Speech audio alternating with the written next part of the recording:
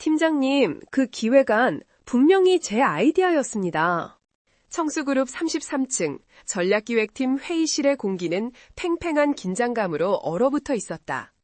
목소리의 주인인 오선아는 제 목소리가 그렇게 작고 떨리는지 몰랐다. 그녀는 몇 년은 좋게 입은 듯한 낡은 회색 정장 차림으로 방금 자신의 아이디어를 뻔뻔하게 가로채 발표를 마친 박 팀장 앞에 서 있었다. 그녀의 마른 손이 무릎 언저리에서 격렬하게 떨리고 있었다. 이 아이디어를 위해 그녀는 지난 보름간 밤잠을 설쳤다. 인턴 사원이라는 이유로 무시당하기 일쑤였지만 이번만큼은 정규직 전환의 희망을 걸고 있었다. 탁 팀장은 두툼한 서류 뭉치를 탁 소리나게 테이블 위로 던졌다. 그의 기름진 얼굴에 노골적인 비웃음이 어렸다. 오선아 씨, 지금 무슨 소리 하는 거야? 인턴이 회의 중에 함부로 끼어드는 거 아니라고 안 배웠나? 어디서 감히 상사한테. 자네가 낸 건 고작 차 심부름이란 복사 찌꺼기뿐이었어. 그는 곁눈질로 회의실을 둘러보며 동조를 구했다. 몇몇 정규직 사원들이 킥킥거리며 웃음을 참는 소리가 선아의 귓전을 때렸다. 하지만 제가 드린 리포트와 지금 팀장님이 발표하신 내용의 핵심 로직이... 선아는 필사적으로 반박하려 했지만 목소리는 이미 눈물에 젖어 있었다. 그녀는 가난이 지긋지긋했다. 8년 전 그날 이후로 그녀의 삶은 단 한순간도 빛을 본 적이 없었다. 이곳 청수그럭에서 인턴으로라도 버티는 것은 병든 할머니의 약값을 대기 위한 마지막 동아줄이었다. 그러나 그 동아줄은 그녀의 존엄성까지 갉아먹고 있었다. 박 팀장은 손에 내저으며 그녀의 말을 끊었다. 시끄러워. 오선아 씨, 분수를 알아야지. 차나 따르는 인턴이 무슨 대단한 아이디어를 낸다고 유세야. 더 이상 회의 방해하지 말고 당장 나가. 아니, 그냥 오늘부로 짐 싸. 바로 그때였다. 회의실의 묵직한 이중문이 거의 소리 없이 부드럽게 열렸다. 회의실의 모든 시선이 그곳으로 쏠렸다. 순간 실내의 모든 소음이 증발하고 찬물을 끼얹은 듯 정적이 흘렀다. 그곳에는 방금 전까지의 소란과는 전혀 어울리지 않는 냉기가 감돌았다. 한치의 오차도 없이 완벽하게 재단된 다크네이비 슈트를 입은 남자. 날카로운 턱선과 감정을 읽을 수 없는 차가운 눈빛을 가진 그는 며칠 전 새로 부임한 청수그룹의 최연소 CEO 강지훈이었다. 그리고 그의 손을 꼭 잡고 있는 그와 놀랍도록 닮았지만 아버지의 냉기 대신 호기심 가득한 눈을 반짝이는 작은 아이가 있었다. 8살 배기 강민준, 그룹의 유일한 후계자였다. 회의실의 모든 간부들이 마치 약속이라도 한 듯 자리에서 벌떡 일어났다. 박 팀장의 얼굴은 이미 사색이 되어 있었다. 지훈은 회의실을 천천히 둘러보았다.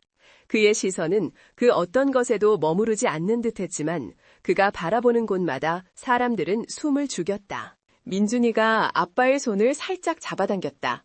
아이는 박 팀장에게 고함을 댔고 눈물을 애써 참으며 고개를 푹 숙이고 있는 선아를 가리켰다. 사실 민준은 회의실에 들어오기 전 복도에서 박 팀장이 선아에게 서류를 집어던지며 이따위로 할 거면 당장 그만두라고 소리치는 것을 목격했었다. 그때도 선아는 울고 있었다. 민준은 작은 목소리로 하지만 회의실 전체에 울릴 만큼 또렷하게 말했다. 아빠, 저 아줌마가 저 누나 울렸어요. 그 한마디에 모든 것이 결정되었다. 박 팀장의 얼굴이 하얗게 질렸다. 대표님, 그게 오해가 있으십니다. 이 인턴이 지금... 강지훈은 손을 들어 그의 말을 막았다. 그의 시선이 처음으로 박 팀장에게 고정되었다. 그 눈은 마치 얼음장 같았다. 박 팀장, 지훈의 낮은 목소리가 울렸다. 당신 해고야. 감정이라곤 신란만큼도 담기지 않은 지독히도 차가운 선고였다. 회의실의 공기가 그야말로 얼어붙었다. 아무도 감히 숨을 쉬지 못했다. 선아는 자신의 귀를 의심했다. 해고? 박 팀장이? 이 모든 상황이 너무나 비현실적이어서 그녀는 자신이 꿈을 꾸고 있는 것인지 혼란스러웠다. 그녀는 반사적으로 고개를 들었다. 눈물로 흐릿해진 시야 사이로 자신을 내려다보고 있는 남자의 얼굴이 들어왔다. 그리고 그 순간 오선아의 심장이 멎었다. 시간이 멈췄다. 회의실의 모든 소리와 풍경이 아득하게 멀어졌다.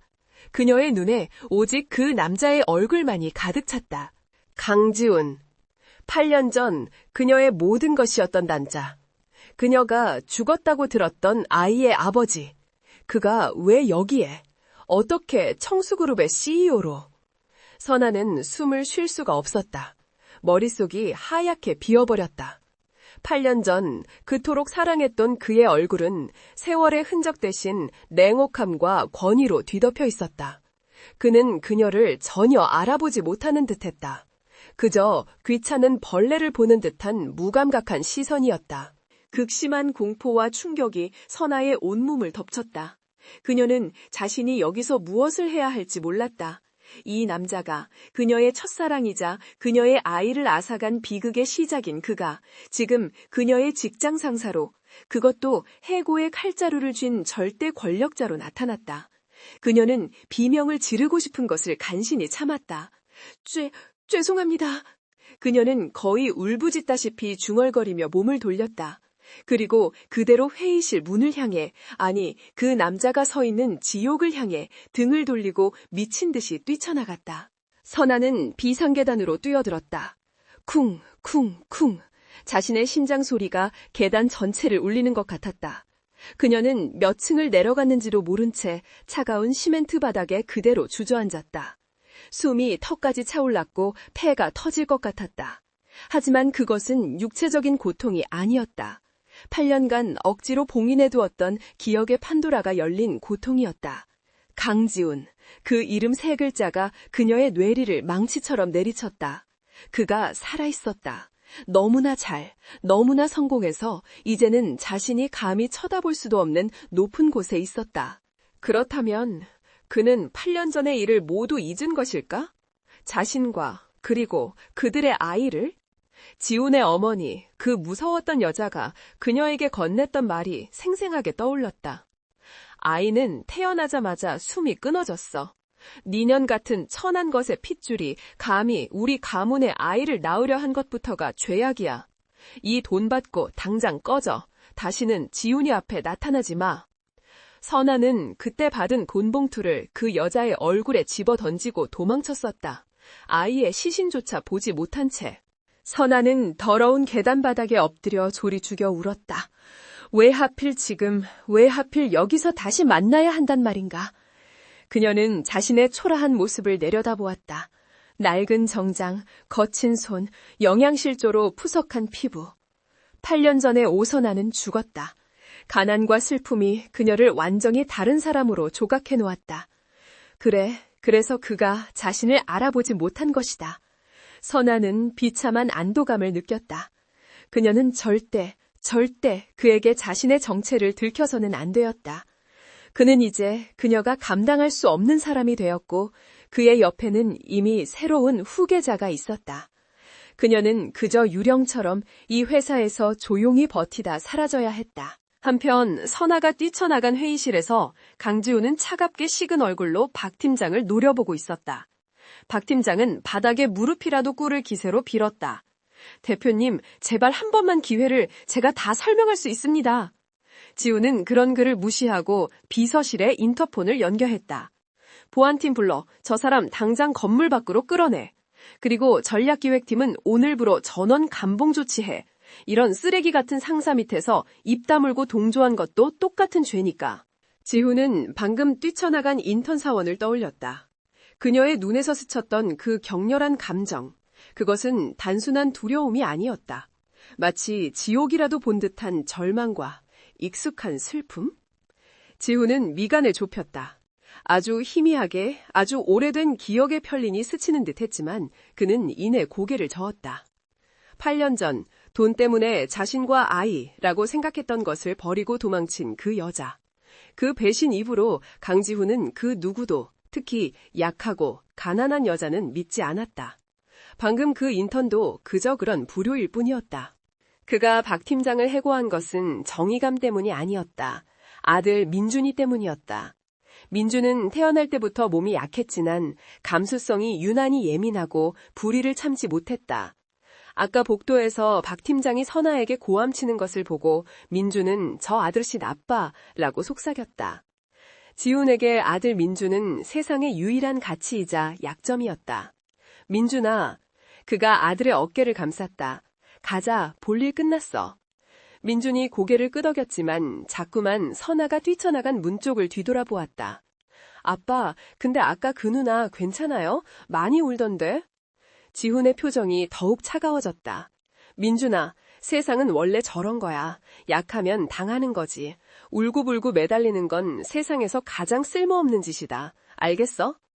그는 아들에게 말하고 있었지만 그 말은 8년 전 자신을 버린 그 여자를 향한 저주이기도 했다. 그날 오후 선아는 어떻게 시간을 보냈는지 기억나지 않았다. 해고될지도 모른다는 공포와 지훈을 다시 만났다는 충격으로 거의 실신 직전이었다.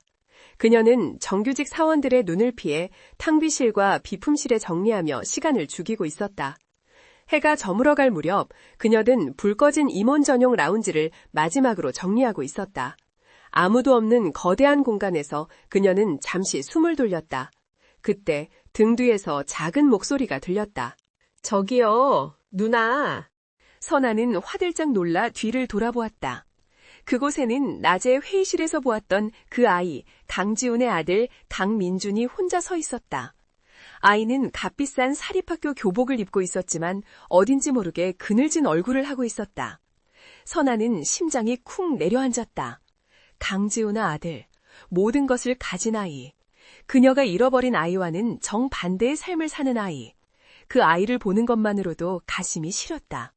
도령님, 여긴 어떻게? 민주는 선아의 경계심 어린 태도에 아랑곳하지 않고 그녀에게 다가왔다. 그리고 작은 손을 불쑥 내밀었다. 그 손에는 빨간색 딸기맛 사탕이 하나 쥐어져 있었다. 아까 울었잖아요. 이거 먹어요. 선아는 멍하니 그 사탕을 바라보았다. 아이의 눈은 놀라울 정도로 맑고 깊었다. 전 괜찮습니다, 도련님. 그녀는 뒷걸음질 치료했다. 이 아이와 엮여서는 안 되었다. 민주는 손을 거두지 않았다. 아이는 오히려 한 걸음 더 다가와 거의 속삭이듯 말했다. 나는 엄마 없어요.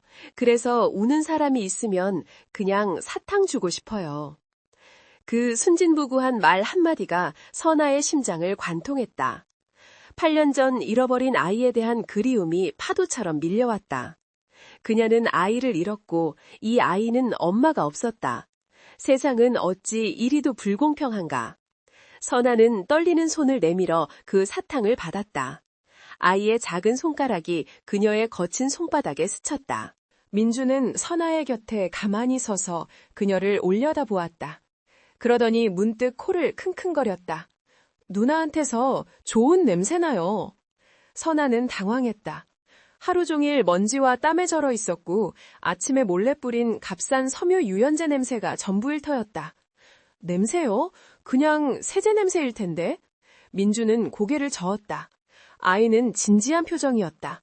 아니요, 그런 냄새 아니에요. 꼭 좋은 꿈 냄새 같아요. 따뜻한 냄새. 선아는 그 말의 의미를 이해할 수 없었다. 하지만 좋은 꿈이라는 말에 눈물이 핑 돌았다. 그녀가 좋은 꿈을 꿔본 것이 언제였던가.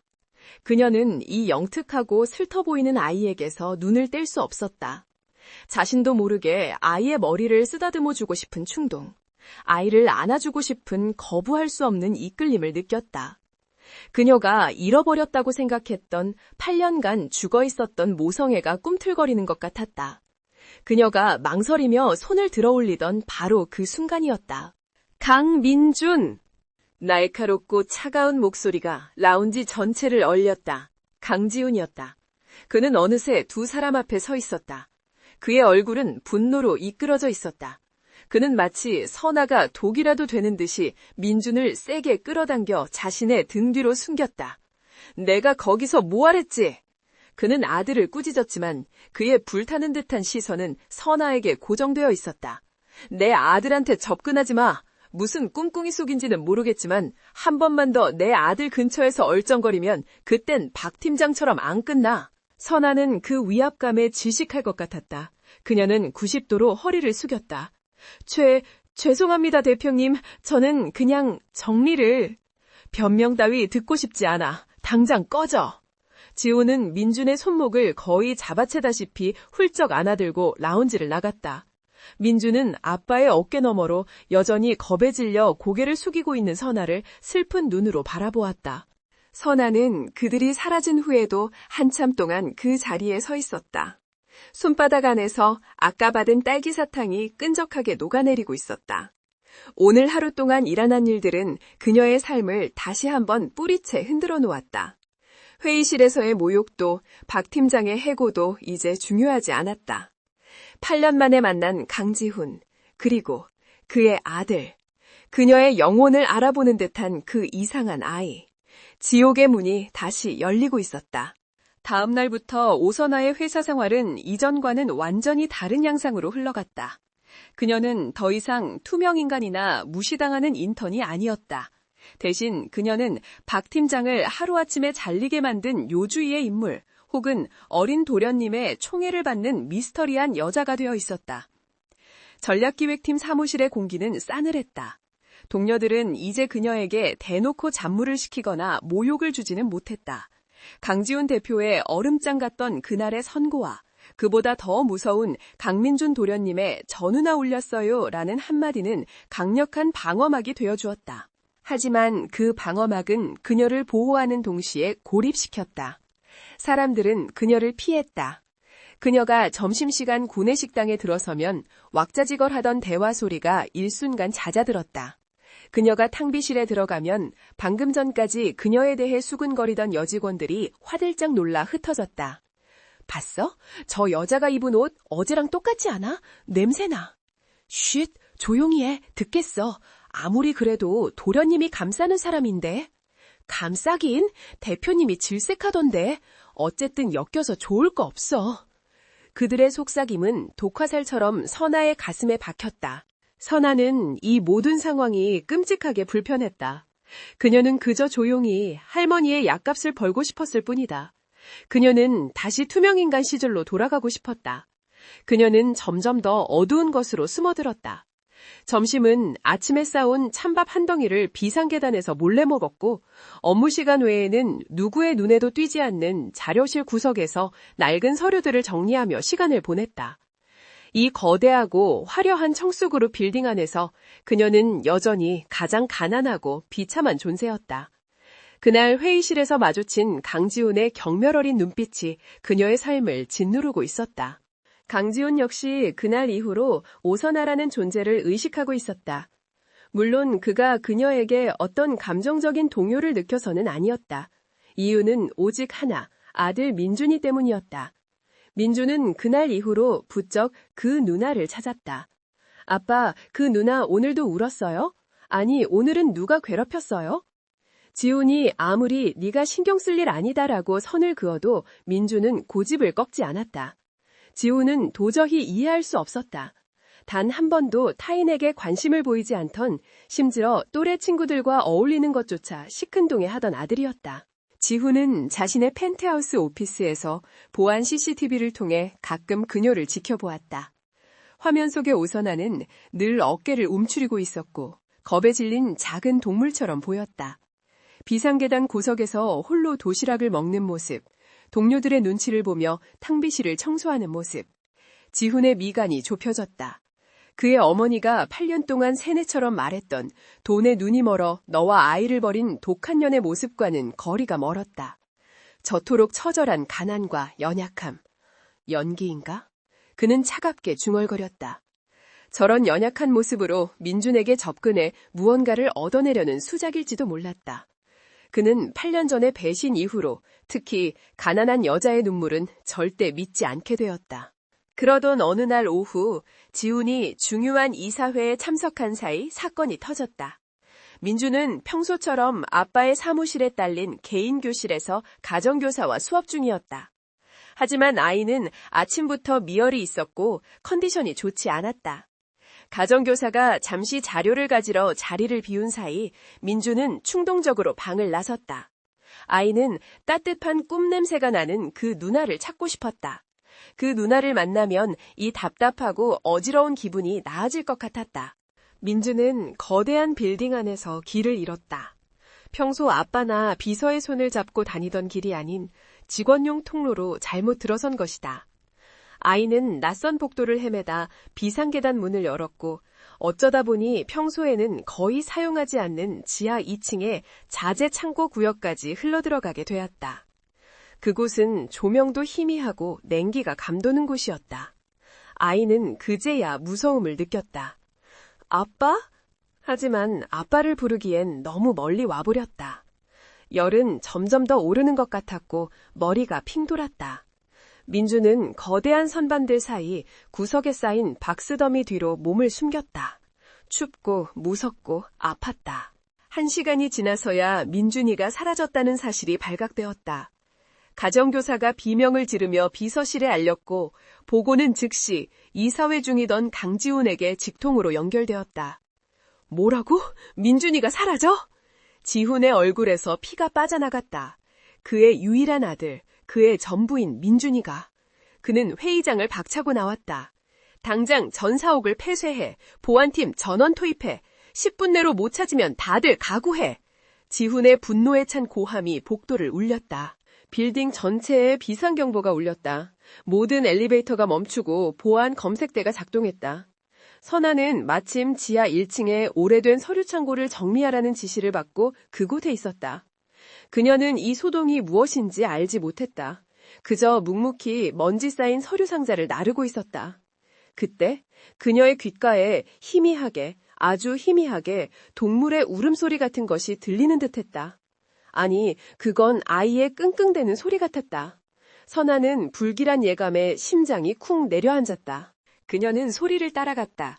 소리는 지하 2층으로 이어지는 지금은 거의 사용하지 않는 낡은 자재 창고 쪽에서 들려왔다.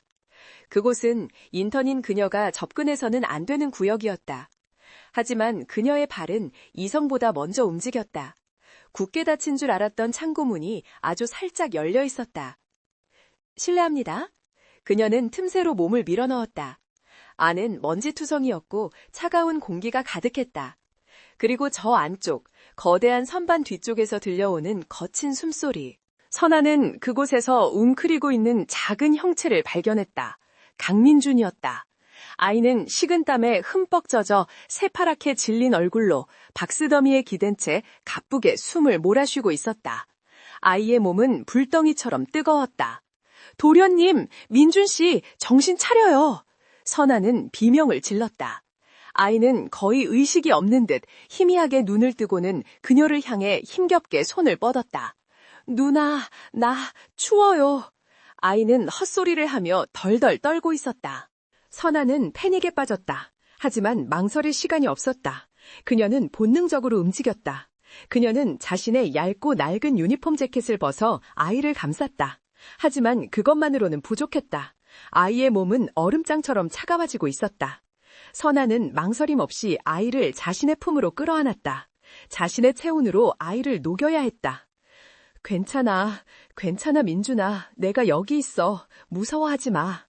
그녀는 자신도 모르게 아이를 민준아라고 불렀다. 그녀는 아이를 잃어버렸던 8년 전 그날처럼 필사적으로 아이를 껴안고 흔들었다.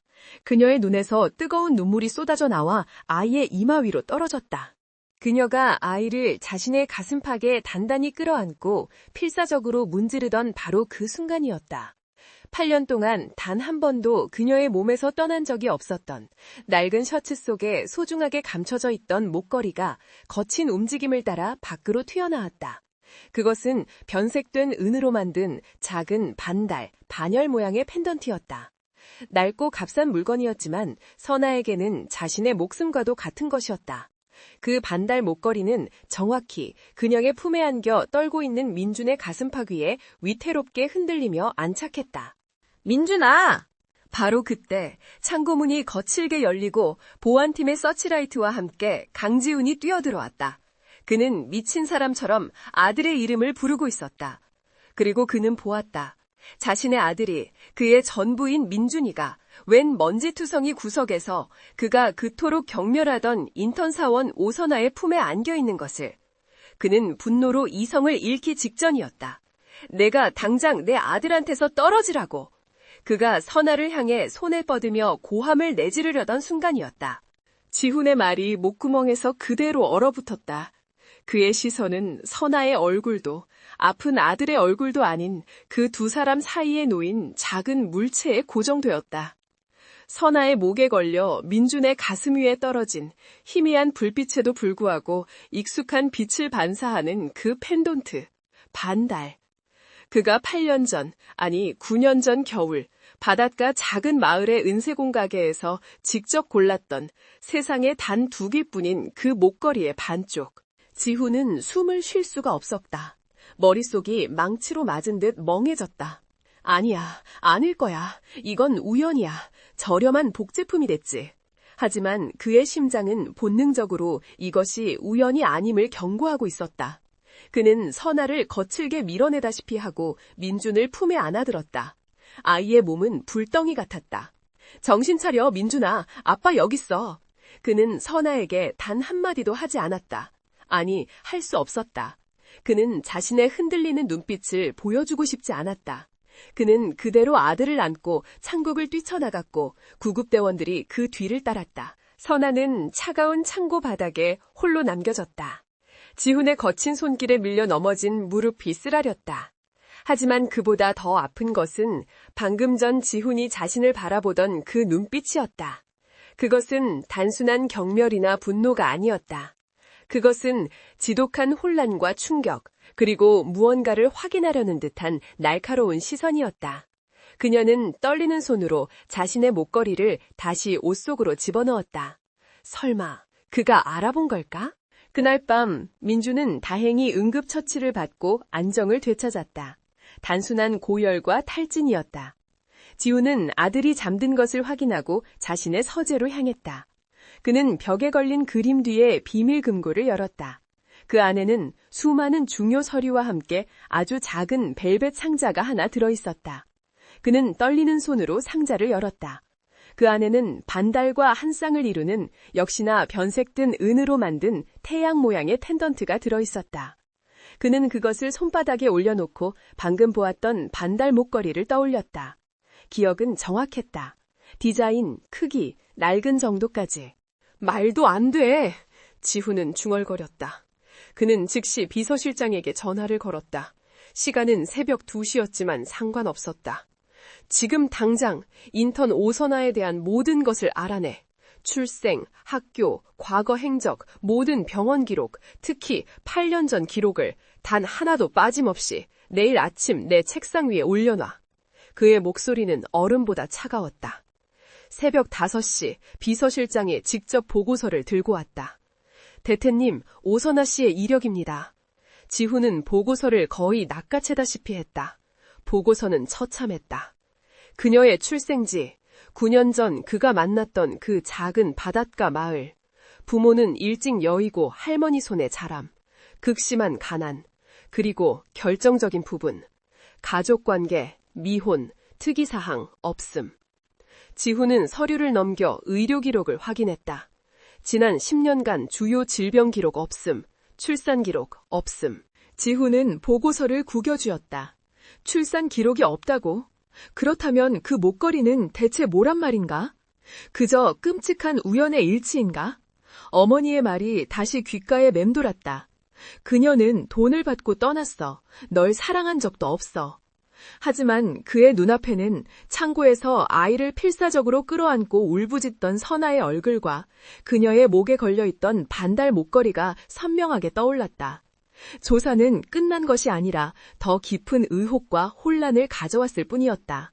그는 진실을 파헤쳐야 했다. 강지우는 그날 이후 단 하루도 제대로 잠을 이루지 못했다. 병원에서 안정을 되찾은 민준이는 그날의 일을 기억하지 못했지만 지훈의 뇌리에는 그 장면이 낙인처럼 새겨져 있었다. 먼지 가득한 창고 구석, 아들을 필사적으로 끌어안고 있던 여자의 깡마른 등, 그리고 그 두 사람의 가슴팍 사이에서 위태롭게 흔들리던 반달 목걸이.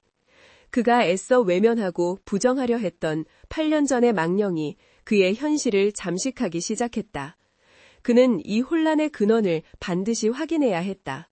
그의 책상 위에는 출산 기록 없음이라는 글자가 선명한 오선아의 인사기록 카드가 찢어질 듯 펼쳐져 있었다.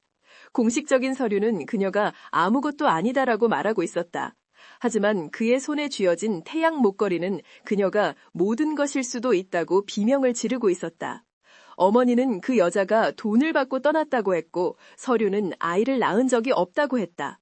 하지만 그의 눈은 그녀가 민준을 안고 있던 그 처절한 모성을 보았다. 무엇이 진실이고 무엇이 거짓인가? 지훈은 더 이상 비서실의 보고서나 CCTV 화면에만 의존할 수 없었다. 그는 직접 그녀를 관찰하기 시작했다. 그는 그녀가 자신을 의식하지 못하도록 가장 멀리서 가장 은밀하게 그녀의 동선을 좇았다. 그는 그녀가 무엇을 먹고 누구를 만나고 어떤 표정을 짓는지 마치 사냥감을 노리는 맹수처럼 집요하게 파고들었다. 이 조사는 8년 전의 배신에 대한 확인 사살이거나 혹은 처절한 희망의 동아줄을 붙잡는 행위이거나 둘 중 하나가 될 터였다. 점심시간 지훈은 오선아가 구내식당이 아닌 비상계단으로 향하는 것을 확인했다. 그는 경호원을 물리치고 조용히 그녀의 뒤를 따랐다. 3계층쯤 내려가자 눅눅한 공기가 감도는 층계참에서 그녀의 작은 뒷모습이 보였다. 그녀는 차가운 시멘트 바닥에 쭈그리고 앉아 있었다. 그녀의 점심은 충격적일 정도로 초라했다. 작은 플라스틱 용기에 담긴 식어 빠진 흰쌀밥 한 덩이와 노란 단무지 두어 조각이 전부였다. 그녀는 그것을 마치 죄라도 짓는 사람처럼 허겁지겁 입에 밀어넣었다. 지훈은 마른 침을 삼켰다. 그의 어머니가 말했던 더 큰 부자를 만나기 위해 자신과 아이를 버렸다는 돈에 눈이 먼 여자의 모습이 아니었다. 저것은 생존을 위한 처절한 몸부림이었다. 그는 그녀의 낡은 구두 뒤축이 다 달아빠진 것을 보았다. 그녀의 유니폼 소매 안쪽이 해져 있는 것을 보았다. 그는 그녀가 퇴근 후 값싼 버스조차 타지 않고 몇 정거장을 걸어서 낡은 연립주택으로 향하는 것을 보았다. 그녀는 가난했다. 그가 상상했던 것보다 훨씬 더 비참하게. 그의 머릿속이 복잡하게 얽혀들었다. 만약 그녀가 정말 8년 전에 그 오선아가 맞다면 왜 이렇게 가난하게 살고 있는가? 어머니가 주었다던 그 막대한 돈은 다 어디로 갔단 말인가? 그리고 만약 그녀가 그 오선아가 아니라면 저 반달 목걸이는 대체 무엇이란 말인가? 그 목걸이는 그가 직접 디자인해서 바닷가 알마을의 작은 은세공소에서 단 2개만 주문 제작했던 것이었다. 야시장에서 뒹구는 그런 흔한 물건이 아니었다. 더 이상 간접적인 관찰은 무의미했다.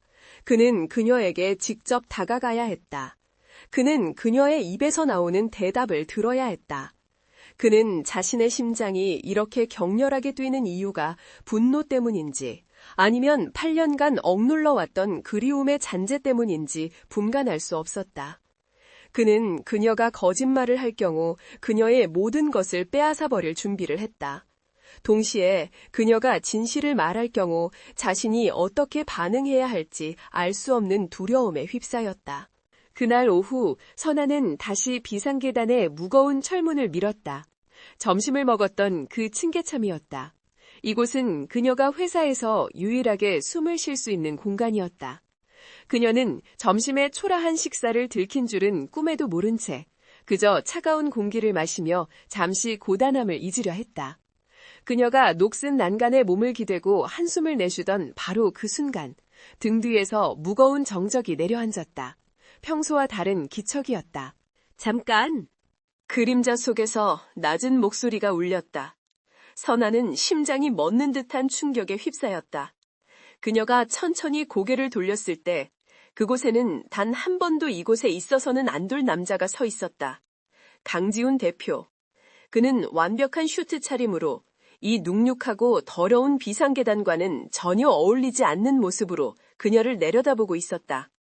그의 눈은 그날 회의실에서보다, 창고에서보다 훨씬 더 날카롭고 위험했다. 선아는 심장이 발끝으로 추락하는 것을 느꼈다. 이 남새가 왜 여기에? 그녀는 자신도 모르게 뒷걸음질 쳤다. 대표님, 어쩐 일로? 그녀는 당장이라도 무릎을 꿇고 사죄해야 할 것 같았다. 혹시 점심시간에 여기서 몰래 밥을 먹은 것이 규정 위반이라도 된 것일까? 그녀는 이 회사를 떠나야 할지도 모른다는 공포에 사로잡혔다. 할머니의 약값, 밀린 월세가 그녀의 어깨를 짓눌렀다. 지훈은 그녀의 공포 어린 변명을 들을 생각이 없었다. 그는 천천히 그녀에게 다가갔다. 좁은 층계참에서 그가 한 걸음 다가오자 선아는 차가운 벽에 등이 부딪혔다. 더 이상 도망칠 곳이 없었다. 그의 크고 차가운 그림자가 그녀를 완전히 집어삼켰다. 그는 그녀의 눈을 똑바로 응시했다. 그 시선은 그녀의 영혼을 꿰뚫어 보는 듯했다. 어제 내 아들을 구해준 건 고맙게 생각하오. 그의 목소리는 감정이 배제되어 있었다. 하지만 그 대가로 뭔가를 바라고 접근한 거라면 지금이라도 단념하는 게 좋을 거야. 선아는 그 말의 뜻을 이해할 수 없었지만 그가 자신을 오해하고 있음을 직감했다. 아닙니다, 대표님. 저는 절대로 그런... 그녀는 필사적으로 손을 내저었다. 그저 도련님이 쓰러져 있어서 제가 감히 무언가를 바라고. 그녀의 목소리는 절박함에 갈라져 나왔다. 그녀는 그에게 어떻게 보여도 상관없었지만 민준을 이용하려 했다는 오해만큼은 견딜 수 없었다. 그 아이는 그녀에게 8년 전 잃어버린 아들을 떠올리게 하는 존재였다. 그럼 그 목걸이는 뭐지? 지훈이 그녀의 변명을 날카롭게 잘랐다. 그의 시선이 그녀의 가슴팍, 낡은 유니폼 셔츠가 가리고 있는 그곳으로 향했다. 어제 네가 하고 있던 그 반달 목걸이 어디서 났지? 그 질문은 마치 망치처럼 선아의 머리를 내리쳤다. 그녀는 숨이 막혔다. 그가 목걸이를 기억하고 있었다. 그가 자신을 알아본 것일까? 아니면 그저... 그 한마디에 선아의 머릿속이 하얗게 변했다. 8년 전 그를 떠나던 날이 아니라 그의 어머니에게서 쫓겨나던 그날의 기억이 생생하게 되살아났다. 니년 같은 천한 것이 감히 우리 지훈이의 아이를 가졌어? 차가운 수표가 그녀의 얼굴 위로 던져졌다. 아이는 죽었어. 네 핏줄이 더러워서 태어나자마자 숨이 끊어졌다고. 이 돈 받고 당장 꺼져. 다시는 지훈이 앞에, 우리 가문 앞에 나타나지 마. 만약 어긴다면 네 할미 목숨부터 걷어갈 줄 알아. 그 협박은 8년이 지난 지금도 유효했다. 선아는 공포에 질려 온몸을 떨었다. 지금 이 남자는 8년 전에 그 다정했던 지훈 오빠가 아니었다. 그는 청수그룹의 대표였고 그녀와 그녀의 할머니를 단숨에 짓밟아버릴 수 있는 힘을 가진 사람이었다. 그가 만약 자신의 정체를 알게 된다면 8년 전처럼 자신을 다시 짓밟고 쫓아낼 것이다. 아니, 그보다 더 끔찍한 일이 벌어질지도 몰랐다. 그녀는 민준이를 구해줬다는 이유로 보상을 벌하는 파렴치한 여자가 되어버릴 터였다. 그녀는 살아남아야 했다. 그녀는 필사적으로 고개를 저으며 뒷걸음질 쳤다. 이미 벽에 막혀 더 갈 곳도 없었다. 목걸이라니요. 무슨 말씀이신지. 그녀는 시선을 피하며 중얼거렸다. 지우는 그녀의 턱을 거칠게 붙잡아 자신을 보게 만들었다. 내 눈 피하지 마. 어제 네가 하고 있던 거 반달 모양 어디서 났냐고 물었어. 그의 소나귀 힘이 너무나 강해서 선아는 비명을 지를 뻔했다. 그거요?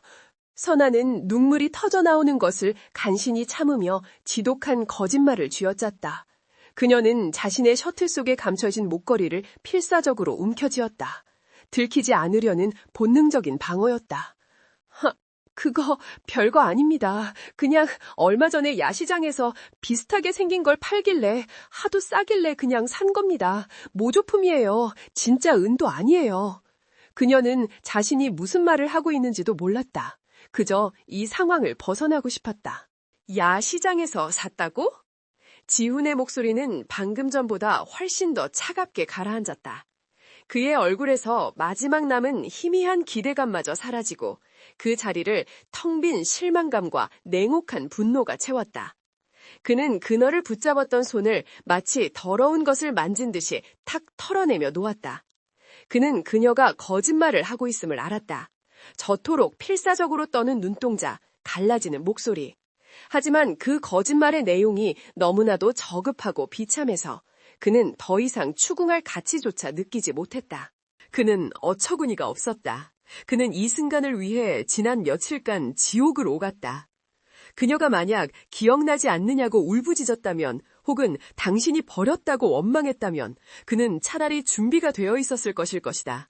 하지만 야시장에서 산 모조품이라니 8년간의 그의 고통과 그리움 그리고 배신감이 고작 야시장 모조품 취급을 받은 것이다. 그는 그녀가 8년 전에 그 오선아가 아니라고 결론 내렸다. 혹은 설령 맞다 하더라도 그녀는 이제 돈의 영혼까지 팔아버린 그저 그런 속물일 뿐이라고. 지훈은 그녀를 향해 한 걸음 다가섰다. 이번에는 위협이었다. 좋아, 야시장이든 어디든 상관없어. 한 가지만 경고하지. 그의 목소리는 살얼음판 같았다. 내 아들 일은 고맙게 생각하지만 그걸 빌미로 내 아들 근처에서 얼쩡거릴 생각은 꿈도 꾸지 마. 네가 누굴 닮았든 그깟 목걸이가 진짜든 가짜든 내 알 바 아니야. 한 번만 더 민준이 눈에 띄거나 내 눈에 거슬리면 그땐 박 팀장처럼 해고로 안 끝나. 네가 가진 그 초라한 모든 것을 잃게 될 거야. 명심해. 그는 선아를 그 자리에 버려두고 계단을 올라갔다. 무겁고 차가운 철문이 쿵 닫히는 소리는 마치 그녀의 삶에 내려진 사형 선고처럼 울렸다. 지훈은 엘리베이터로 향하며 비서실장에게 전화를 걸었다. 오선아 인턴, 당장 내일부터 지하 3층 자료실로 발령내. 외부 출입은 금지시키고 내 허락 없이는 그 구역을 절대 벗어나지 못하게 해. 민준이 동선과는 완벽하게 분리시켜. 그의 목소리에는 일말의 미련도 남아있지 않았다. 희망의 불씨는 그렇게 꺼졌다. 선아는 차가운 시멘트 바닥에 그대로 주저앉았다. 다리에 힘이 풀려 서 있을 수가 없었다. 그녀는 결국 또다시 그에게서 도망쳤고 비참한 거짓말로 자신을 지켜냈다. 하지만 지켜낸 대가는 너무나도 컸다. 그녀는 그에게 아들을 이용해 콩고물을 얻으려 하는 속물이 되었다. 그녀는 셔츠 속의 반달 목걸이를 꺼내 쥐었다. 8년 전 그가 태양 목걸이를 자신의 목에 걸어주며 말했던 약속이 떠올랐다. 우리는 해와 달처럼 절대 떨어지지 말자. 그 약속은 이제 재가 되어 흩어졌다. 강지훈의 지독한 경고가 있은 후 오선아의 세상은 완벽하게 바뀌었다. 그녀는 더 이상 청수그룹 33층의 햇빛을 보지 못했다. 그녀의 새로운 근무지는 창문 하나 없는 지하 3층 통합 자료실이었다. 그곳은 10년이 넘은 서류들의 무덤이었고 공기는 퀴퀴한 종이 냄새와 차가운 곰팡이 냄새로 가득 차 있었다. 그녀는 사실상 유배되었다. 그녀의 업무는 오래된 서류를 스캔하고 폐기하는 누구와도 마주칠 필요가 없는 단순 노동이었다. 이 완벽한 고립은 지훈에게는 문제의 근원을 차단하는 방식이었고 선아에게는 역설적인 안전을 의미했다. 그녀는 더 이상 그와 마주칠까봐 혹은 그의 아들 민준과 엮일까봐 두려워할 필요가 없었다. 그녀는 유령처럼 일했다. 차가운 형광등 아래서 그녀는 낡은 셔츠 속에 감춰진 반달 목걸이를 만지작거렸다. 이것이 그녀가 지불해야 할 대가였다. 8년 전의 진실을 그리고 자신의 존재를 숨기는 대가. 그녀는 이 지하실의 어둠 속에서 할머니의 약간만 벌어나갈 수 있다면 그것으로 족하다고 스스로를 위로했다. 한편 강지훈은 지상 33층의 거대한 CEO 집무실에서 그녀를 잊으려 애썼다. 그의 책상 서랍 안에는 태양 목걸이가 차갑게 식어가고 있었다. 야시장에서 산 모조품. 그녀의 그 저급한 거짓말이 그의 마지막 남은 희미한 희망마저 제로 만들었다. 그는 8년간 자신을 괴롭혀온 망령에게 스스로 종지부를 찍었다고 생각했다. 그는 오직 민준, 자신의 유일한 아들이자 청수그룹의 후계자를 위해 살기로 다시 한번 다짐했다. 그는 민준에게 더 많은 시간을 쏟기 시작했다. 그렇게 지옥 같던 며칠이 흘러가고 계절이 막 바뀌려는 어느 쌀쌀한 주말이었다. 비극은 언제나 가장 평화로운 순간에 가장 예고 없이 찾아왔다. 민주는 강 회장, 지훈의 어머니의 별장에서 승마 수업을 받고 있었다. 아이는 아침부터 안색이 좋지 않았지만 할머니에게 어리광을 부리기 싫어 억지로 말을 탔다. 할머니, 저 멋있죠? 아이가 창백한 얼굴로 웃어 보인 바로 그 순간이었다. 아이가 말 위에서 그대로 옆으로 쓰러지듯 굴러떨어졌다. 민준아! 강 회장의 비명이 별장 전체를 울렸다. 아이는 낙마의 충격이 아니었다. 이미 떨어지기 직전부터 의식을 잃어가고 있었다. 아이의 몸은 뻣뻣하게 굳어갔고 입술은 새파랗게 질려 있었다. 청수그룹의 전용 헬기가 동원되었고 아이는 즉시 청수의료원 VIP 병동으로 이송되었다. 긴급 이사회를 주재하던 강지훈은 보고를 받자마자 이성을 잃고 병원으로 달려왔다. 병원 복도를 울리는 지훈의 거친 구두 소리는 공포로 가득 차 있었다. 응급실 문이 열리고 담당 의사가 무거운 표정으로 걸어 나왔다. 대표님, 마음의 준비를 하셔야겠습니다. 지훈은 의사의 멱살이라도 잡을 기세였다. 무슨 소리야? 낙마 때문인가? 뼈가 부러졌어? 의사는 고개를 저었다. 외상은 없습니다. 문제는 그게 아닙니다. 강민준 군, 만성 신부전증 말기입니다. 그 한마디에 지훈의 세상이 무너져 내렸다. 옆에 있던 강 회장은 그 자리에 실신했다. 말기 신부전증이라니, 애가 이제 8살이야. 그럴 리가 없어. 지훈이 절규했다. 의사는 암담한 표정으로 차트를 넘겼다. 아마도 선천적인 기형이나 유전적 요인으로 증상 없이 조용히 진행된 것 같습니다. 이미 양쪽 신장 기능의 90% 이상 손상되었습니다. 지금 당장 신장 이식이 필요합니다. 내 걸 써. 지훈은 1초의 망설임도 없이 말했다. 내 신장 당장 떼어내. 내 아들한테 주라고. 대표님, 물론 그럴 준비를 하고 있습니다. 지금 즉시 이식 적합성 검사를. 병원은 그 순간부터 지훈과 강 회장을 포함한 모든 친인척을 대상으로 긴급 검사에 들어갔다. 민주는 위태로운 상태로 중환자실의 투석기에 의지해 겨우 숨을 붙들고 있었다. 결과는 몇 시간 만에 나왔다. 그리고 그 결과는 지훈을 2번째 절망으로 밀어넣었다. 의사는 차마 입을 떼지 못했다. 대표님, 유감스럽게도 대표님은 민준군과 적합하지 않습니다. 지훈은 자신의 귀를 의심했다. 거짓말! 내가 아버지인데 왜? 혈액형은 같지만 조직 적합성 항원 HLA가 일치하지 않습니다. 의학적으로 드문 경우지만 불가능합니다. 강 회장님 역시. 강지훈은 무너져 내렸다. 국내 최대의 병원, 최고의 의료진, 돈으로는 무엇이든 할 수 있는 청수그룹의 총수였지만 아들의 생명 앞에서는 속수무책이었다. 찾아내. 당장 전국, 아니 전 세계의 기증자 명단을 다 뒤져. 돈은 얼마가 들어도 상관없어. 의사는 더욱 절망적인 사실을 전했다. 민준군의 혈액형이 RH-AB형입니다. 극히 드문 혈액형이라 기증자를 찾는 것은 하늘의 별 따기입니다. 골든타임은 길지 않습니다. 아병.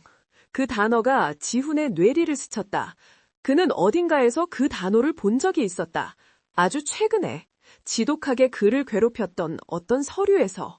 그는 미친 사람처럼 중환자실 앞 복도를 서성이다가 무언가에 홀린 듯 비서실장에게 전화를 걸었다. 당장 오선아 인턴, 그 여자 인사기록 카드, 혈액형 확인해. 지금 당장. 1분 뒤 비서실장의 떨리는 목소리가 수화기 너머로 들려왔다. 대표님, 오선아 인턴 RHAB형입니다. 지훈은 전화를 끊었다. 온몸의 피가 역류하는 것 같았다. 신이 내린 기적인가? 아니면 악마의 장난인가? 그가 그토록 경멸하고 모조품 취급을 하며 지하 3층 어둠 속에 처박아 버린 그 여자가 지금 자신의 아들을 살릴 유일한 열쇠일지도 모른다는 사실. 그는 선택의 여지가 없었다. 그날 밤 자정이 넘은 시각, 선아는 곰팡이 냄새가 진동하는 반지하 단칸방에서 끙끙 앓고 있는 할머니의 물수건을 갈아주고 있었다. 밀린 월세 고지서가 밥상 위에 위태롭게 놓여 있었다. 그때 낡은 현관문이 부서져라 두드리는 소리가 났다. 깡패처럼 거친 노크 소리였다. 선아는 겁에 질렸다. 월세 독촉이거나 사채업자이거나. 누구세요? 문 열어. 익숙하지만 지금 이 순간 이곳에 있어서는 안 될 목소리. 선아는 얼어붙었다. 강지훈. 그가 왜? 그녀가 떨리는 손으로 문을 열었을 때 그곳에는 지옥의 사자 같은 남자가 서 있었다. 완벽했던 그의 슈트는 구겨져 있었고 넥타이는 비뚤어져 있었으며 며칠 밤을 새운 사람처럼 눈은 붉게 충혈되어 있었다. 그는 짐승처럼 거친 숨을 몰아쉬고 있었다. 그는 선아를 밀치고 방 안으로 들어섰다. 그리고 그녀의 초라한 방, 알아누운 할머니, 곰팡이 냄새, 라면 부스러기가 뒹구는 밥상을 단 한 번의 시선으로 훑었다. 지독한 가난의 풍경. 그는 그 풍경 한가운데에 자신의 완벽한 수트 차림으로 서 있었다. 극명한 부와 빈의 대조였다. 선아는 두려움에 몸을 떨었다. 대표님, 여긴 어쩐 일로? 지훈은 그녀의 말을 들을 생각이 없었다. 그는 그녀의 두 어깨를 거칠게 붙잡았다. 네가 왜? 그는 무언가를 말하려다 입을 다물었다. 그는 이 여자에게서 8년 전의 배신감과 현재의 절박함을 동시에 느끼고 있었다. 그리고 다음 순간 청수그룹의 냉혹한 CEO 강지훈은 상상조차 할 수 없었던 행동을 했다. 그는 그녀의 앞에서 무릎을 꿇었다. 대표님! 선아는 비명을 질렀다. 이 거만한 남자가, 자신을 벌레 보듯 하던 그가 지금 이 더러운 장판 바닥에 무릎을 꿇고 있었다. 지훈은 두 손으로 얼굴을 감쌌다. 그의 어깨가 절망으로 떨리고 있었다. 살려줘. 제발 내 아들 좀 살려줘. 그의 목소리는 더 이상 CEO의 것이 아니었다. 그저 죽어가는 아들을 둔 한심하고 나약한 아버지의 울부짖음이었다. 선아는 아무 말도 할 수 없었다. 민준이가 죽어가. 신부전증 말기래. 이식이 필요해. 근데 혈액형이 RH-AB형이야. 그는 횡설수설 마치 미친 사람처럼 중얼거렸다. 그리고 그는 선아의 발치에 그녀의 낡은 슬리퍼 앞에 이마를 조아렸다. 너도 같은 혈액형이잖아. 내가 서류 봤어. 제발 우리 민준이 좀, 네 신장 한쪽만, 제발. 그는 수표첩을 꺼내려다 그만두고 자신의 손목시계를 풀었다. 수억 원을 호가하는 파텍 필립이었다. 그는 그것을 그녀의 발 앞에 던졌다. 이거? 아니면 저기 저 건물. 네가 원하는 거 뭐든지 말해. 청수그룹 지분이라도 줄게. 네가 원하는 건 뭐든지 다 줄 수 있어. 그러니까 제발. 선아는 그가 던진 시계를 내려다보았다. 그리고 무릎 꿇고 울부짖는 남자를 보았다. 이 순간 그는 8년 전의 연인도 회사의 대표도 아니었다. 그는 그저 아이를 잃을 위기에 처한 아버지였다. 선아는 8년 전 자신의 아이가 죽었다는 소식을 들었을 때의 고통을 기억했다. 아이를 잃는 고통, 그 지옥 같은 고통을 그녀는 지금 이 남자의 눈에서 보고 있었다. 그녀의 마음속에서 증오와 두려움 그리고 연민이 격렬하게 충돌했다. 하지만 결국 한 가지 감정만이 남았다. 그녀는 8년 전 자신의 아이를 지키지 못했다. 하지만 지금 그녀의 몸으로 다른 아이를 살릴 수 있을지도 몰랐다. 그것이 설령 자신을 버린 남자의 아이일지라도. 선아는 떨리는 목소리로 말했다. 돈은 필요 없습니다. 시계도 채우세요. 그녀는 차가운 장판 바닥에 함께 주저앉아자. 아휴, 아이는 살려야죠. 지훈이 고개를 들었다. 그의 눈은 신랏 같은 희망으로 떨리고 있었다. 선아는 그의 눈을 피하며 말했다. 검사 받을게요. 그 말 한마디에 지훈은 다시 그녀를 붙잡고 병원으로 향했다. 그녀는 할머니의 간병인에게 전화를 걸 시간조차 없었다. 청수의료원의 이식센터는 그 새벽부터 비상체제에 들어갔다. 선아는 수많은 검사를 위해 피를 뽑고 CT를 찍고 온갖 기계에 몸을 맡겼다. 그녀는 그저 죽어가는 아이를 구해야 한다는 생각뿐이었다. 몇 시간이 흐르고 동이 트기 시작할 무렵, 강지우는 수술실 앞 복도에서 초조하게 결과를 기다리고 있었다. 그때 이식센터장이었던 백발의 노 교수가 믿을 수 없다는 표정으로 손에 쥔 차트를 격렬하게 떨며 달려나왔다. 대표님! 지훈이 그에게 달려갔다. 어떻게 됐습니까? 그냥 맞기만 하면. 교수는 지훈의 팔을 붙잡았다. 그의 눈은 정의로움과 충격으로 가득 차 있었다. 대표님, 이건 단순한 적합성 검사의 문제가 아닙니다. 기적입니다. 이런 일은 내 평생. 무슨 소립니까? 빨리 말씀하세요. 교수는 차트를 지훈의 눈앞에 펼쳐 보였다. 수많은 숫자와 그래프가 있었지만 맨 마지막 줄에 적힌 코멘트가 모든 것을 말해주고 있었다. 조직 적합성 항원 HLA-율 99.999%, 유전자 검사 결과 오선아 씨는 강민준 군의 친모입니다. 귀에서 이명이 울렸다. 지훈은 차트를 든 채 뒷걸음질 쳤다. 친모, 친모, 친모. 그 단어가 그의 뇌를 망치로 내리쳤다. 야시장에서 산 모조품이라던 그 반달 목걸이, 8년 전 사라진 그녀, 그리고 죽어가는 그의 아들. 이 모든 퍼즐이 끔찍하고도 완벽하게 하나로 맞춰졌다. 그의 어머니가 그에게 거짓말을 했다. 8년 동안 그들은 모두를 속였다. 그리고 오선아, 그녀는 친모입니다. 그 세 글자가 거대한 망치가 되어 강지훈의 뇌리를 내리쳤다. 그는 의사가 들고 있는 서류를 잡은 채 비틀거리며 뒷걸음질 쳤다. 병원 복도의 형광등이 그의 눈앞에서 빙빙 돌았다. 의사가 뭐라고 계속 말을 이어갔지만 지훈의 귀에는 아무것도 들리지 않았다. 오직 친모라는 단어만이 텅 빈 복도에 메아리 치는 것 같았다. 8년간 그를 지탱해온 세상이 그의 발밑에서부터 모래처럼 무너져 내리고 있었다. 그의 머릿속에서 모든 조각들이 미친 듯이 재조립되기 시작했다. 8년 전 그를 경멸하며 떠났다는 어머니의 말, 비상계단에서 마주쳤던 그녀의 처절한 가난, 야시장에서 산 모조품이라던 그녀의 필사적인 거짓말, 그리고 지하창고에서 아들을 구하기 위해 본능적으로 몸을 던졌던 그녀의 모습. 그것은 단순한 동정심이 아니었다. 그것은 모성이었다. 지훈은 주먹을 세게 쥐었다. 손톱이 손바닥을 파고들어 피가 날 지경이었다. 분노가 그의 머리끝까지 치밀어 올랐다. 그의 어머니가 그에게 거짓말을 했다. 8년 동안 철석같이 믿어왔던 그의 삶의 유일한 전제였던 그 배신감이 사실은 거대한 기만이었다. 그는 당장 어머니를 찾아가 멱살이라도 잡고 따지고 싶었다.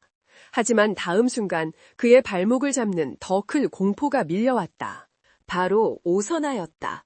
그녀가 이 사실을 알게 되면 어떻게 될까?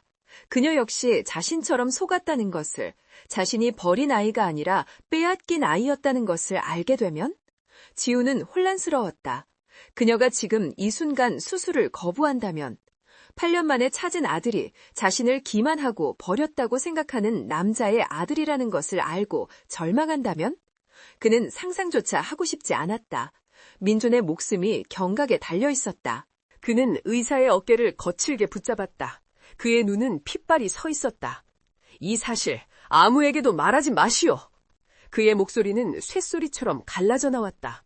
특히 기증자 본인에게는 절대 수술이 끝날 때까지는. 의사는 윤리적 문제로 망설였지만 지훈의 살기 어린 눈빛에 압도당했다. 기증자는 지금부터 청수의료원 최고 등급으로 대우하되 철저히 보호하고 격리하시오. 내가 허락하기 전엔 아무도, 심지어 내 어머니조차 맘대로 만나게 해선 안 돼. 같은 시각 오선아는 병원의 가장 안쪽 최고급 1인실에 누워 있었다. 그녀가 평생 살아온 반지하방보다 몇 배는 더 넓고 쾌적한 곳이었지만 그녀는 가시방석에 앉은 듯 불편했다. 방금 전까지 그녀의 몸을 훑고 지나간 수많은 검사와 기계들이 낯설고 두려웠다. 그녀는 하얀 수술복으로 갈아입은 채 자신의 옆구리, 이제 곧 메스가 그어질 그 부분을 가만히 매만졌다. 그녀는 강지훈의 아이를 살리러 왔다. 자신을 야시장 모조품 취급하며 경멸했던 남자의 아이. 하지만 선아의 마음속에 원망은 없었다. 그녀는 그저 8년 전 차가운 시신조차 안아보지 못했던 자신의 아이에게 속죄하는 기분이었다. 아가, 엄마가 미안해. 그때 널 지켜주지 못해서. 대신 이 아이라도 살릴 수 있게 해줘. 그녀는 눈을 감고 조용히 기도했다. 이것이 그녀가 8년간의 지옥 같은 삶 속에서 처음으로 발견한 아주 작은 존재의 이유였다. 강지훈은 중환자실 유리창 너머로 수많은 기계에 둘러싸인 채 가쁘게 숨을 쉬고 있는 민준을 바라보고 있었다. 그의 작은 아들, 8년간 그가 유일하게 사랑했던 존재, 그리고 오선아의 아들. 그는 유리창에 이마를 기댄 채 눈을 감았다. 그때 복도 저편에서 또각거리는 하이힐 소리와 함께 익숙한 향수 냄새가 기쳐왔다. 실신했다가 겨우 정신을 차린 강 회장이었다. 강 회장은 비서에게 부축을 받으며 걸어왔지만 그녀의 눈빛은 여전히 냉혹하고 오만했다. 지훈아, 기증자는 찾았다고? 누구냐? 돈은 확실하게 챙겨줬겠지. 그 천한 것들이 이 기회에 얼마나 뜯어내려 할지. 쯧쯧. 그녀는 아직 아무것도 모르고 있었다. 지훈은 어머니를 돌아보았다. 8년간 존경해왔던 어머니의 얼굴이 지금 이 순간 악마처럼 보였다. 그가 입을 열려던 순간 비서실장이 다급하게 다가와 강 회장에게 속삭였다. 회장님, 기증자는 그 오선아 인턴입니다. 순간 강 회장의 얼굴에서 모든 핏기가 사라졌다. 뭐? 오선아? 그년이? 그녀는 믿을 수 없다는 듯 비서실장을 노려보았다. 지우는 그 표정 변화를 놓치지 않았다. 어머니는 그녀를 알고 있었다. 너무나 잘. 강 회장은 비틀거렸다. 하지만 그녀는 곧 평정심을 되찾았다. 아니, 평정심이 아니라 차가운 분노가 그녀의 얼굴을 뒤덮었다. 그년이 감히 이식이라니, 감히 내 손주의 몸에. 그녀는 중얼거렸다. 강 회장은 돌연 몸을 돌렸다. 그녀의 눈빛에는 도끼가 서려 있었다. 그년이 어디 있지? 당장 그년이 있는 곳으로 날 데려가. 지우는 불길한 예감에 휩싸였다. 어머니, 지금 뭐 하시려는 겁니까? 당장 멈추세요. 지훈이 그녀의 팔을 붙잡았지만 강 회장은 거칠게 그 손을 뿌리쳤다. 네가 상관할 일 아니다. 이 모든 건 다 너와 민준이를 위해서야. 저 더러운 것이 감히 이 집안에 다시 발을 들일 생각조차 못하게 내가 뿌리를 뽑아버릴 테다. 강 회장은 비서에게 오선아의 병실을 물어 그곳을 향해 폭풍처럼 걸어갔다. 지훈은 절망적인 기분으로 그녀의 뒤를 따랐다. 그는 지금 어머니가 무슨 짓을 저지를지 정확히 알 수 없었다. 하지만 그는 직감했다. 자신이 8년간 갇혀있던 지옥의 문이 지금 막 열리려 하고 있음을. 그는 어머니보다 한 발 앞서 병실문 앞에 도착해 차마 안으로 들어가지 못하고 문고리를 잡은 채 서 있었다. 선아는 수술 전 마지막 안정을 취하고 있었다. 간호사가 막 진정제를 주사하려던 참이었다. 그때 병실 문이 거칠게 열리고 강 회장이 들어섰다. 선아는 겁에 질려 침대에서 상체를 일으켰다. 회장님! 그녀의 눈앞에 선 사람은 8년 전 자신에게 아이가 죽었다고 말했던 바로 그 여자였다. 그녀가 왜 여기에? 강 회장은 간호사에게 턱짓을 했다. 잠깐 나가 있어. 간호사가 망설이자 그녀는 내 말이 안 들려! 라고 소리쳤다. 간호사가 쫓겨나듯 나가고 병실에는 두 여자만이 남았다. 강 회장은 선아의 침대 앞으로 다가갔다. 그녀는 경멸이 가득한 눈으로 환자복을 입고 있는 선아를 위아래로 훑어보았다. 그리고 그녀는 가방에서 수표 한 장을 꺼내 선아의 침대 위로 던졌다. 이 돈 받아. 선아는 어리둥절한 표정으로 수표와 강 회장의 얼굴을 번갈아 보았다. 회장님, 이게... 강 회장은 차갑게 웃었다. 네 깐년이 노리는 게 결국 이거 아니었어? 어떻게 알았는지는 몰라도 내 손주가 아픈 건 기가 막히게 알아채고 기증자로 나섰더군. 그래, 똑똑해. 네 어미를 닮아서. 그녀의 말은 비수처럼 날카로웠다. 이 돈이면 네 할미랑 평생 먹고 살 수 있을 게다. 수술 끝나면 당장 이 나라를 떠. 영원히. 다시는 내 아들, 내 손주 앞에 나타나지 마. 선아는 그제야 그녀가 무슨 오해를 하고 있는지 깨달았다. 하지만 그녀는 반박할 기운도 이유도 찾지 못했다. 그녀는 그저 혼란스러웠다. 회장님, 저는 돈 때문에... 바로 그때 선아의 머릿속에 한 가지 의문이 스쳤다. 8년 전에 그날이 떠올랐다. 저 회장님, 아드님이라니요. 저는 그냥 강 대표님 아들이... 그 말은 문 밖에서 모든 것을 듣고 있던 강지훈의 심장을 멎게 했다. 선아는 모른다. 지훈이 자신의 아들이라는 것을 그저 대표님이라고만 생각하고 있었다. 지우는 문고리를 잡은 손에 힘을 주었다.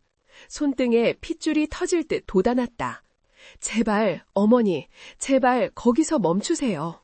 하지만 강 회장은 멈추지 않았다. 그녀는 선아의 그 순진한 질문에 경멸과 조소가 뒤섞인 웃음을 터뜨렸다. 하, 가엾게도 네가 아직도 그걸 모르고 있었구나. 그녀는 선아의 턱을 붙잡으려다 더럽다는 듯 손을 거두었다. 그래, 똑똑히 알려주지. 네가 지금 목숨을 나눠주려는 그 아니가 누군지. 내 아들 강지훈, 그리고 내 손자 강민준. 선아의 호흡이 멎었다. 8년 전에 강 회장의 목소리는 뱀처럼 차가웠다. 내가 너한테 태어나자마자 숨이 끊어졌다고 말했던 바로 그 아기. 선아의 손에서 물컵이 쨍그랑 소리를 내며 바닥으로 떨어져 박살이 났다. 민준이가 바로 내 아들이라고. 어머니! 병실문이 부서져라 열리고 강지훈이 울부짖으며 들어섰다. 그의 얼굴은 분노와 절망, 배신감으로 완전히 일그러져 있었다. 그는 방금 자신의 귀로 자신의 어머니가 8년 동안 자신과 오선아 두 사람 모두를 어떻게 기만했는지 똑똑히 들어버렸다. 그는 침대 위에 던져진 수표를 보았고 넋이 나간 채 숨도 제대로 쉬지 못하는 선아를 보았다. 그는 강 회장에게 달려가 그녀의 어깨를 붙잡고 흔들었다. 어머니가 저한테 거짓말을 하셨군요. 그의 목소리는 절교에 가까웠다. 선아가 돈 때문에 다른 놈을 만나서 나를 버렸다고 그렇게 8년을...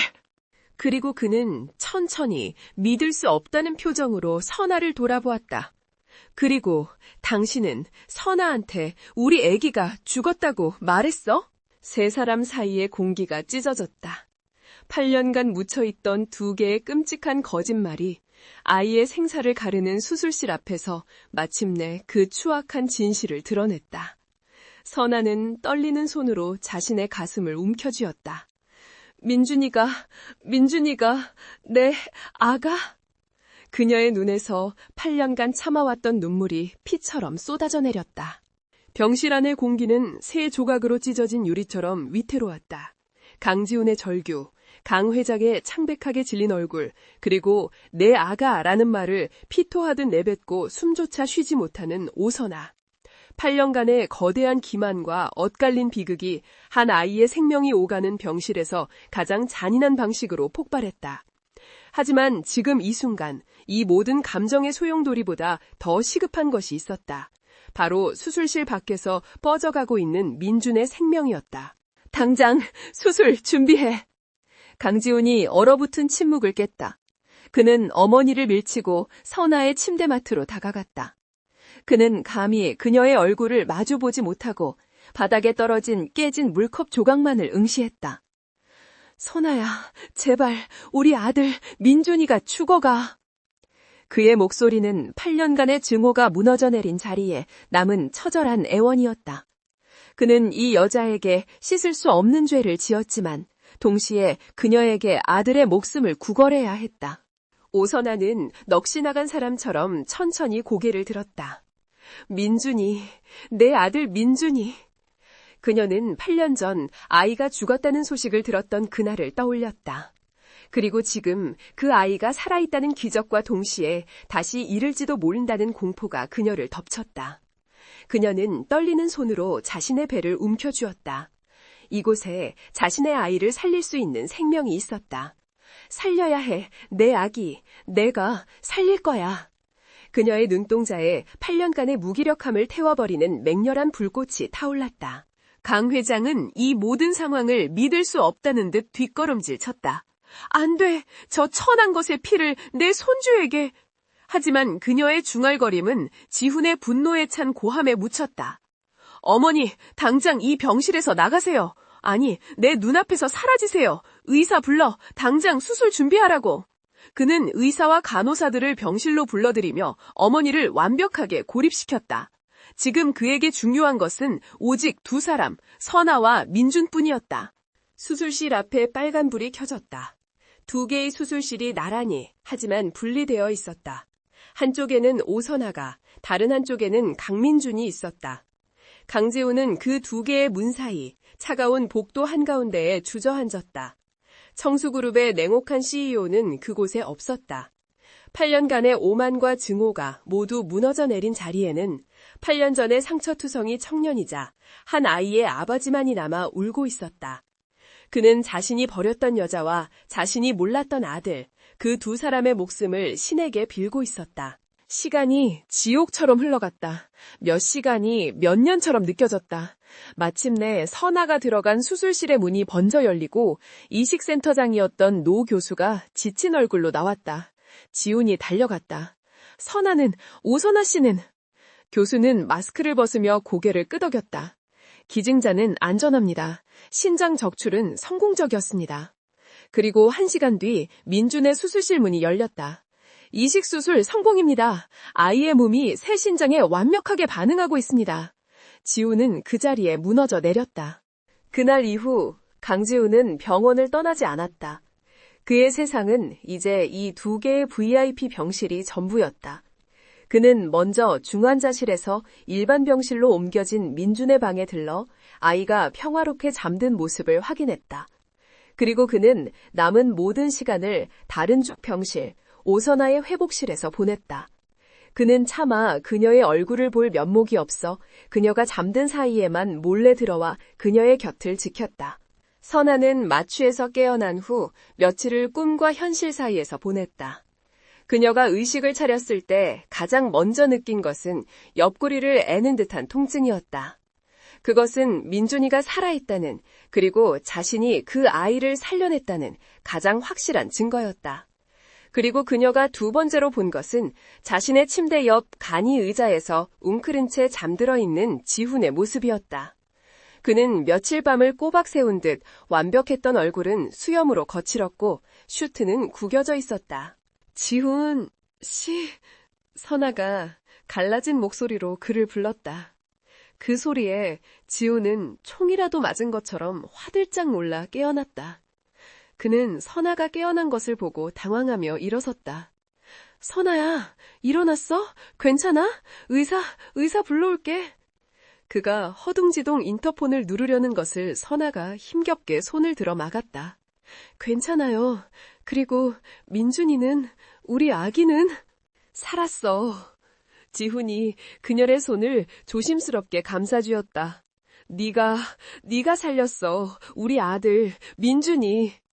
그의 눈에서 뜨거운 눈물이 선아의 손등 위로 떨어졌다. 8년 만에 처음으로 우리라는 단어가 두 사람 사이를 채웠다. 지호는 다시 한번 선아의 침대맡에 무릎을 꿇었다. 이번에는 용서를 구하기 위해서였다. 선아야, 내가 널... 그는 지난 8년간의 이야기를 털어놓았다. 어머니가 어떻게 자신을 속였는지, 그가 어떻게 8년 동안 그녀를 증오하며 살아왔는지. 나는 네가 돈 때문에 날 버렸다고 생각했어. 그래서 널 다시 만났을 때 널 그렇게 모욕하고 지하에 가뒀어. 난 널 2번 죽인 놈이야. 그는 자신의 죄를 고백하며 차마 고개를 들지 못했다. 선아는 조용히 그의 고백을 들었다. 그리고 그녀도 울고 있었다. 난 우리 애기가 죽은 줄 알았어요. 회장님이 내 핏줄이 더러워서 애기가 태어나자마자 죽었다고. 난 8년 동안 내 아기 무덤 하나 없이 지옥 속에서 살았어요. 두 사람은 서로 다른 거짓말에 갇혀 서로를 원망하고 스스로를 파괴하며 8년의 세월을 보냈던 것이다. 용서해달라는 말도 할 자격이 없어. 지훈이 떨리는 손으로 자신의 재킷 안주머니에서 무언가를 꺼냈다. 그것은 8년간 그의 금고 속에 잠자고 있던 낡고 변색된 태양 목걸이였다. 이거 한 번도 버리지 못했어. 널 증오하면서도 버릴 수가 없었어.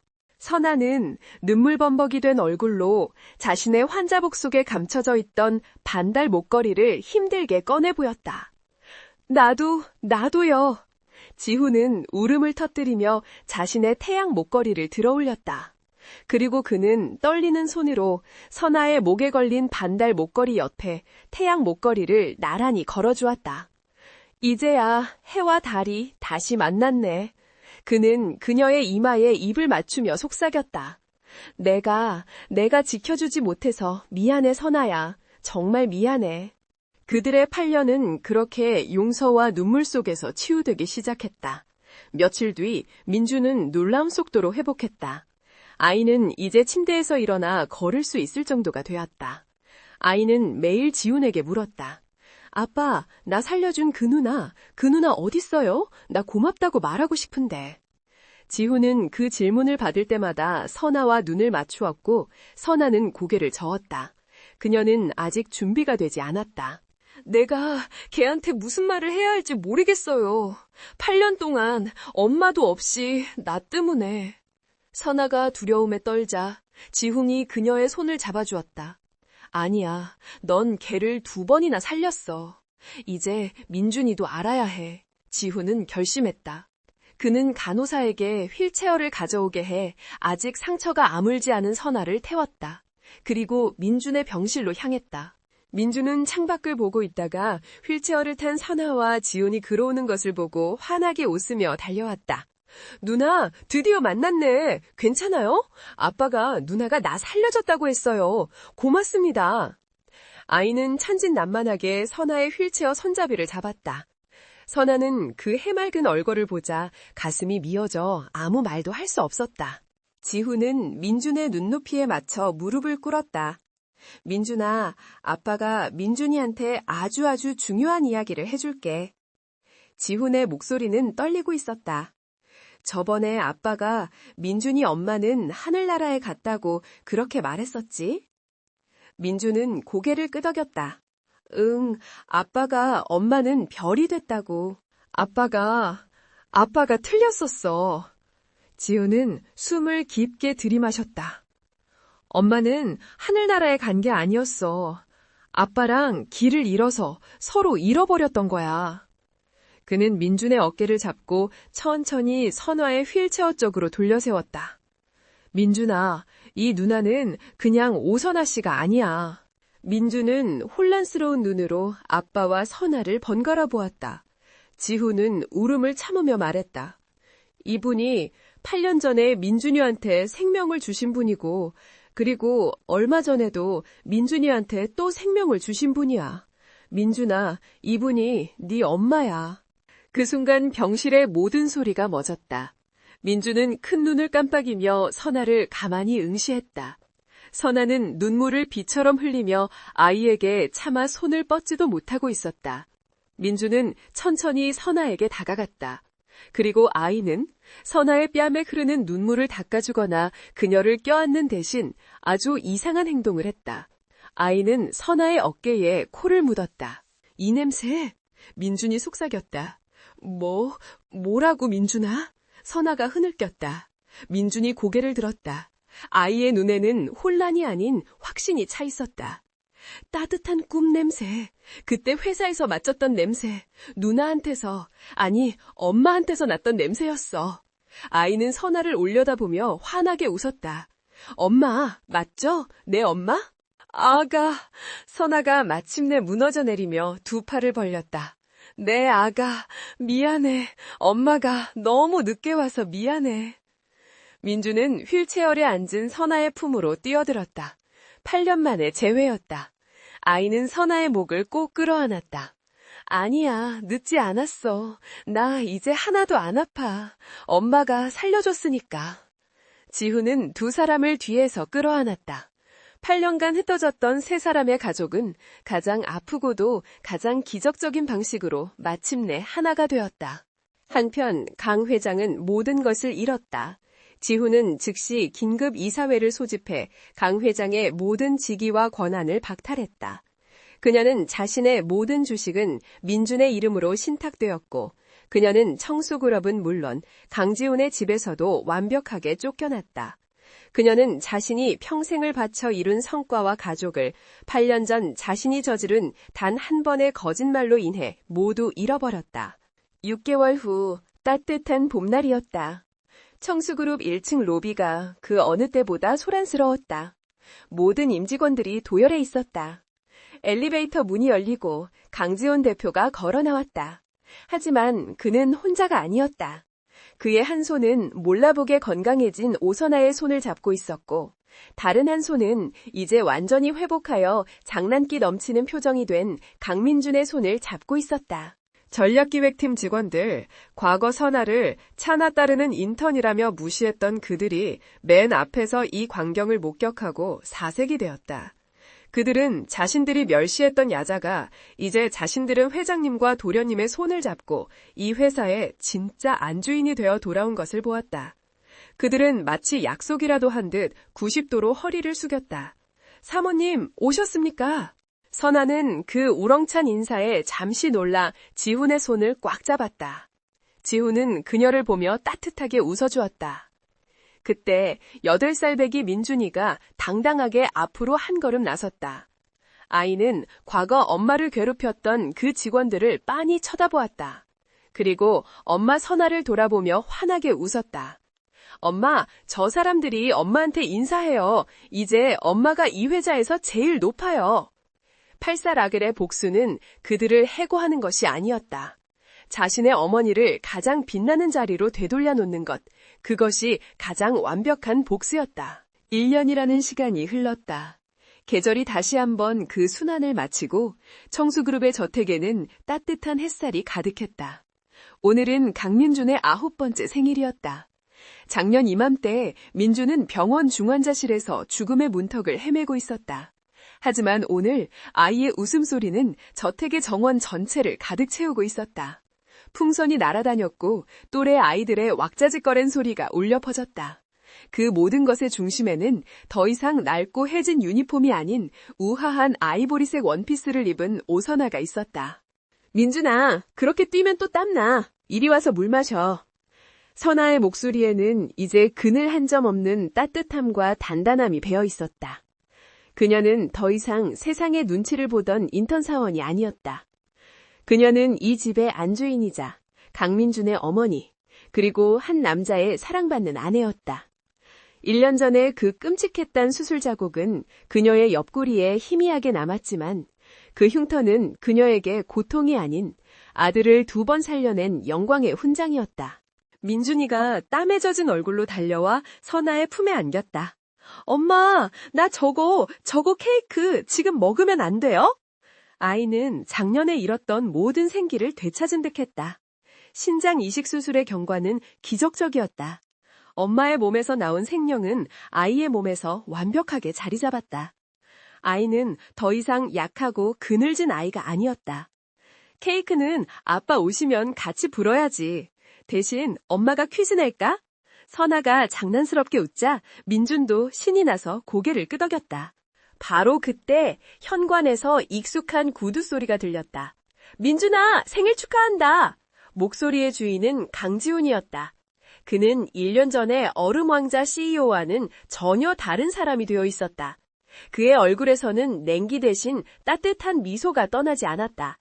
그는 회의가 끝나자마자 넥타이를 반쯤 푼 채 아들의 생일 선물을 들고 한달음에 달려온 것이었다. 그가 집에 들어서자마자 민준이가 달려가 그의 다리에 매달렸다. 아빠, 늦었어요. 선물 뭐예요? 지우는 아들을 번쩍 안아들고 볼에 입을 맞췄다. 우리 아들 9번째 생일 축하해. 선물은 이따가 밥 다 먹고. 그는 아들을 안은 채 선아에게 다가갔다. 그리고 그는 선아의 이마에 가볍게 입을 맞췄다. 두 사람의 목에는 이제 숨기지 않는 태양과 달 목걸이가 나란히 빛나고 있었다. 수고했어, 여보. 민준이가 너무 신났네. 선아가 그의 넥타이를 바로잡아주며 다정하게 속삭였다. 당신 아들이잖아요. 저택의 모든 고용인들은 이 광경을 흐뭇하게 바라보았다. 1년 전 그들이 두려워했던 얼음장 같던 주인은 이제 없었다. 대신 그 자리에는 아내에게 다정하고 아들에게 헌신적인 한 남새가 서 있었다. 지훈의 변화는 회사에서도 마찬가지였다. 그는 더 이상 효율과 실적만으로 사람을 판단하지 않았다. 그는 선아가 겪었던 고통과 가난을 통해 숫자가 아닌 사람을 보는 법을 배웠다. 며칠 후 청수그룹 본사 1층. 과거 선아가 투명인간 취급을 받던 그 로비에 청수재단 출범식이라는 현수막이 걸렸다. 강지훈 대표가 연단에 섰다. 청수그룹은 오늘 사회의 가장 낮은 곳에서 고통받는 이들을 위한 청수재단의 출범을 선언합니다. 모든 임직원이 박수를 쳤다. 그리고 이 재단을 이끌어갈 초대 이사장님을 소개합니다. 문이 열리고 오선아가 단상 위로 걸어 나왔다. 그녀는 더 이상 두려움에 떨지 않았다. 그녀는 자신을 향해 터지는 수많은 플래시 세례에도 당당했다. 전략기획팀, 과거 그녀를 차나 따르는 인턴이라며 모욕했던 바로 그 직원들이 이제는 로비 한가운데서 그녀를 향해 가장 큰 소리로 박수를 치고 있었다. 선아는 마이크 앞에 섰다. 저는 가난이 무엇인지 압니다. 그녀의 차분하지만 힘있는 목소리가 로비 전체에 울려 퍼졌다. 저는 멸시가 무엇인지, 절망이 무엇인지도 압니다. 8년, 아니 그보다 더 긴 시간을 저는 그렇게 살아왔습니다. 그녀는 지훈과 눈을 맞췄다. 지훈은 가장 따뜻한 눈빛으로 그녀를 응원하고 있었다. 청수재단은 단 한 명의 오선아라도 더 절망의 늪에서 건져내기 위해 존재할 것입니다. 돈이 아니라 사람을 살리는 일을 하겠습니다. 그날 저녁 선아의 연설은 모든 뉴스의 헤드라인을 장식했다. 8살 아들의 복수라는 자극적인 제목으로 시작했던 이야기는 이제 진정한 치유와 나눔이라는 가장 따뜻한 결말로 완성되고 있었다. 그들이 말했던 복수는 누군가를 해고하고 짓밟는 것이 아니었다. 가장 낮은 곳에 있던 이가 가장 높은 곳으로 올라가 자신과 같은 사람들을 끌어안는 것. 그것이 진정한 복수이자 구원이었다. 그날 밤 부부는 9살이 된 아들이 잠든 것을 확인하고 테라스로 나왔다. 시원한 밤 공기가 두 사람을 감쌌다. 선아는 지훈의 어깨에 기댔다. 지훈은 조용히 선아의 허리를 감싸 안았다. 그의 손이 자연스럽게 그녀의 옆구리, 수술 자국이 남은 그곳을 향했다. 그는 마치 세상에서 가장 소중한 보물을 다루듯 그 흉터를 부드럽게 어루만졌다. 아직도 가끔 아파? 선아가 고개를 저었다. 아니요, 이젠 안 아파요. 이곳이 아플 때마다 민준이가 살아있다는 걸 느껴요. 그리고 당신이 내 곁에 있다는 것도. 지우는 그녀를 자신 쪽으로 돌려세웠다. 선아야, 네? 고마워. 그는 천천히 그녀에게 입을 맞췄다. 8년의 증오와 오해를 넘어 1년의 치열한 치유를 거쳐 두 사람은 마침내 온전한 하나가 되었다. 얼마 후 민준이의 방에서 작은 소리가 들려왔다. 두 사람이 놀라 방으로 달려갔을 때 민준이는 잠결에 무언가를 중얼거리고 있었다. 선아가 아이의 이마를 짚어주자 민준이가 잠꼬대처럼 속삭였다. 엄마, 아빠, 같이, 영원히. 아이는 세상에서 가장 행복한 표정으로 다시 깊은 잠에 빠져들었다. 선아와 지훈은 아이의 침대 곁에 나란히 앉아 서로의 손을 꼭 잡았다. 8년 전 그들의 의지와 상관없이 찢어졌던 해와 달은 이제 8살 아들이라는 작은 우주를 중심으로 영원히 함께 돌기 시작했다. 어둠이 깊었기에 그들의 빛은 더욱 찬란했다.